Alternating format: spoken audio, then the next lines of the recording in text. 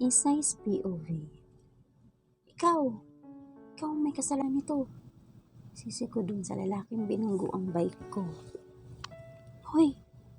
Wala akong kasalanan. Ikaw tong sumalubong sa akin. Kaya nagdire-diretso dyan sa putikan. Nagdadahilan naman ang lalaki na may kasamang pagngiti na tila nang aasar pa. Hindi naman sana ako aangal kung hindi lang ako ang nalagay sa ganitong kahihiyan. Sumubsob lang naman ako sa putikan, kaya ang buong mukha ko puno ng putik. Tapos, itong lalaking to, akala mo wala pang kasalanan kung umasta. Dami-dami pang ibang taong nakakita. Nakainom ka ba? Kasi kung makakain ka ng daan, akala mo sa'yo tong buong kalye. Sigaw ko ulit sa kanya. Alam mo, Miss Putik, wala akong kasalanan at wala akong kinalaman sa pagkakasubsob mo sa putik. Nakangisipan nitong sabi sa akin. Oo nga pala, nakalimutan ko nang magpakilala dahil sa asungot na to. Ako? Ako nga pala si Isay, Isabel Carrion.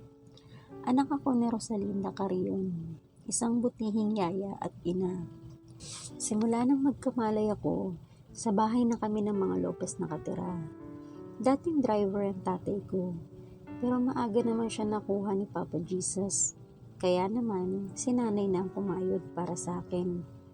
Para sa pag-aaral ko at para sa kakainin, iinumin at gastusin sa pang-araw-araw.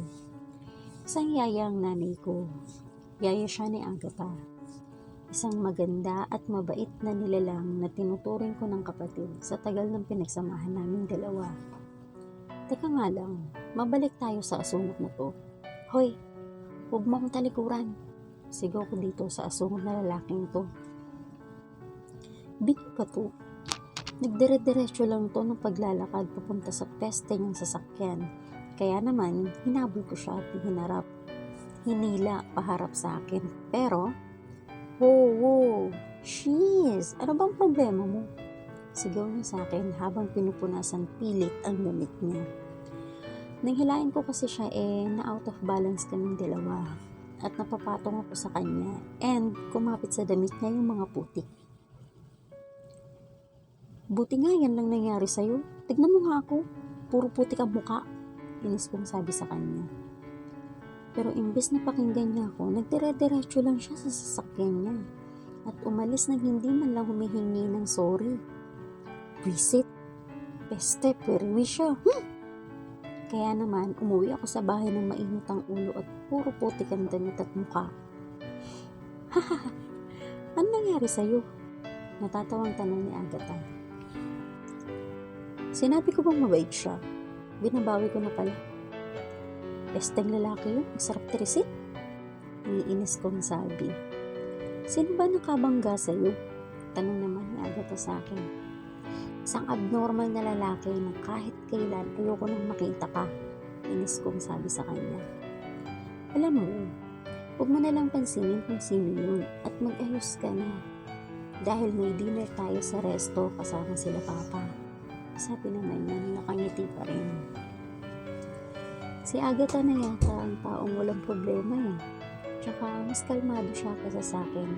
Dahil ako, pag nainis talagang hindi ako nagpapaawat. Pero siya, talagang relax. Talagang relax muna bago magdesisyon. Pero mahirap basahin kasi kahit may problema, smile pa rin siya at chill lang palagi. Agad akong naligo at nag-ayos ng sarili ko para sa mamayang kainan. Si Mr. Lopez kasi ayaw ng mukhang madumi kapag kumakain. At paano na lang pag nakita niya akong puro putik sa mukha? Mabait naman si Mr. Lopez. Strict nga lang pagdating kay Agatha. Pero mabait siya. Pinag-aaral niya pa nga ako Kaya naman, malaki talaga ang utang na loob ko sa pamilyang Lopez. What? Sigaw ni Agatha nang marinig niya ang ama. Huwag kang sumigaw sa harap ng hapagkainan. Sit down and pag-usapan natin to. Malumanay na sabi ni Mr. Lopez. Pero Dad, hindi mo ako masisisi kung nagugulat ako sa mga sinasabi mo. Paliwanag ni Agatha. Noon pa namin yun napagkasunduan at tutupad tayo sa kasunduan, sabi ni Mr. Lopez na may halo ng pagtaas ng boses. Ipapa-arrange marriage daw kasi si Agatha sa anak ng kaibigan ni Mr. Lopez. At syempre, ayaw naman ito ni Agatha. Ever since bata pa si Agatha, parati siyang sumusunod sa papa niya. Pero ibang usapan na ata pag ganito. Pero Dad, inisip niyo man lang ba ako kahit konti lang? Hindi niyo nga ata naisip ang mararamdaman ko eh. Naiiyak na sabi ni Agatha. Kung hindi mo gusto, pwede tayong tumanggi. Pero pagbigyan mo ako. Makipag-date ka sa kanya at subukan ninyo na mag-work. Pero pag hindi, edi hindi. Paliwanag ni Mr. Lopez. Fine. Pero sana totoong sinabi mo na pag ayaw ko, pwedeng tumanggi. Dahil ayoko talaga, Dad. Naiinis na sabi ni Agatha. Good. Bukas makipagkita ka sa kanya. Isama mo si Isabel para at peace ka. Sabi naman ni Mr. Lopez. Agad? Bukas agad? Pinagplanuhan niyo ba to, Dad? Kumunot ang noon ni Agatha at saka umiwas ng tingin sa daddy niya. Pinunasan nito ang luha niya at saka muling tumungo. Alam ko, grabe ng pagtitimping ginagawa ni Agatha dahil alam ko na hindi niya gusto ang mga nangyayari. Lalo pa buhay at future niya ang pinag-uusapan dito. No, sinabi ko lang makipagkita ka bukas at makipagkilala. Isama mo si Isabel para may kasama ka at hindi mainip. Diretso ang sagot ni Mr. Lopez. Okay, fine. Sagot naman ni Agatha na halatang suko na sa papa niya. Excuse me, I need to rest. Tumayo ito at saka naglakad papasok ng kanyang kwarto. Habang ang daddy niya naman, sinusundan lang siya ng tingin. Pagkatapos ay tumingin ito sa direksyon kung saan ako nandoon. Bigla naman akong kinabahan dahil alam ko na ako magsisilbing tagapagbantay kay Agatha at ng date niya. Isabel, samahan mo si Agatha bukas, okay? Make sure na hindi siya tatakas. I'm counting on you, Iha. Alam ko na nga para na kayo magkapatid na dalawa, kaya sana bantayan mo. Sabi naman sa akin ni Mr. Lopez. Opo, tangi kong nasagot. Ano?